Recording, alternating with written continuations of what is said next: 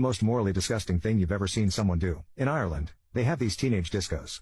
They're brilliant and allow kids from all over to socialize in a genuine nightclub with club music, etc. Only difference between the teenage disco was no alcohol. I was 13 years old, out with the kids from my area.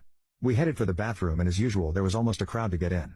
Eventually we got in. I was at a urinal, when I overheard a Belfast accent. Now, Belfast boys were known for fighting in groups, knives, blades, etc. so I kept my head down and finished.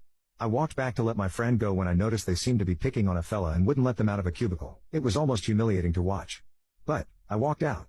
I stood outside the door and mentioned to two of my friends if they were up for a scrap fight. One laughed, looked in and saw what was going on and said fuck that, as there was probably 8 or more Belfast lads in the toilet, not to mention how many others in the club that arrived in buses. I could hear the smack of an open hand slap and cackles of the Belfast lads and I basically snapped.